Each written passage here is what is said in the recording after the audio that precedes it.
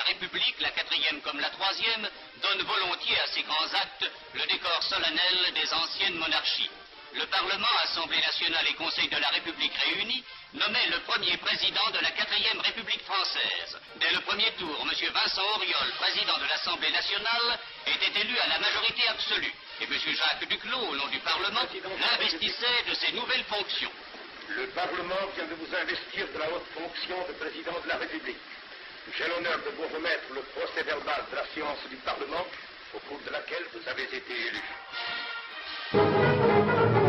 Deux départements, les Landes et la Gironde, ravagés par le feu, telle est la dernière conséquence d'une sécheresse qui a transformé en un véritable brasier des milliers d'hectares de pins.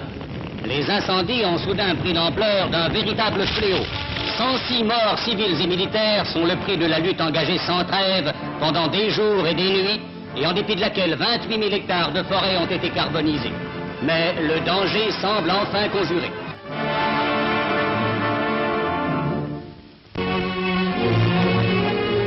La brasserie de Marcel Cerdan à Casablanca est fermée.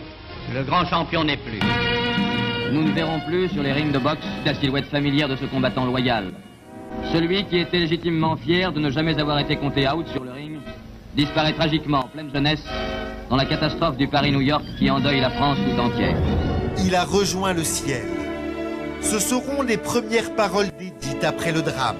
La légende raconte que le soir même, elle monta sur la scène d'un cabaret new-yorkais, droite dans sa douleur.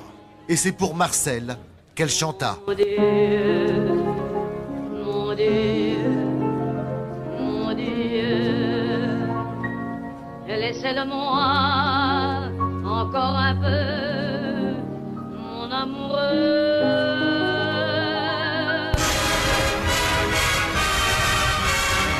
Vivre mieux. C'est pour contribuer à cette amélioration de la vie de tous les jours que le Salon des Arts Ménagers présente à votre intention, mesdames, ces derniers perfectionnements. Ménagères, vous ne blanchirez plus votre linge à la force du poignet. Une machine y pourvoira.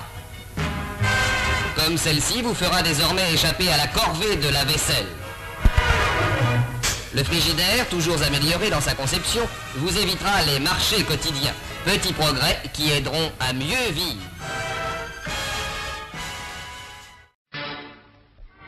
Le salon de l'auto, ce salon, passion des techniciens et régal des amateurs, pour Monsieur Durand, français moyen, c'est un rêve.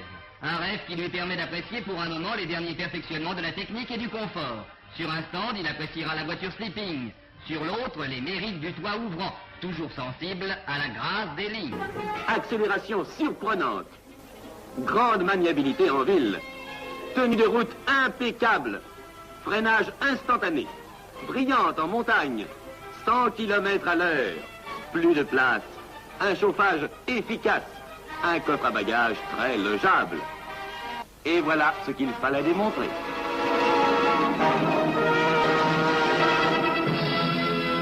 En mars 1945, sur une musique de Berlioz, la télévision française reprend ses programmes. Elle diffuse une douzaine d'heures chaque semaine. Il y a environ 3000 postes récepteurs, 441 lignes. On ne reçoit qu'à Paris et en banlieue proche. Et le 29 juin 1949, eh bien, le premier journal télévisé est né. Il est 21h, le journal est à l'antenne pour 15 minutes, il n'y a pas de présentateur. Ce journal comportait un reportage réalisé par André Michel sur la kermesse aux étoiles, qui avait été tourné donc le dimanche précédent, le 26. Je crois que c'était la fête de la 2e DB. C'est ça, la fête de la 2e DB.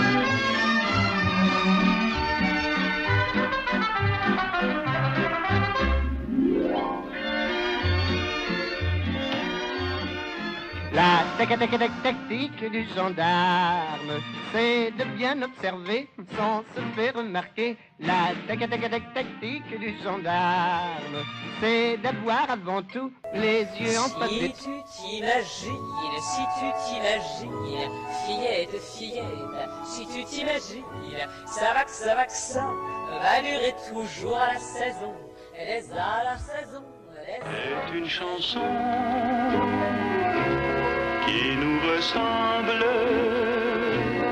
Toi tu m'aimais et je t'aimais. Nous vivions tous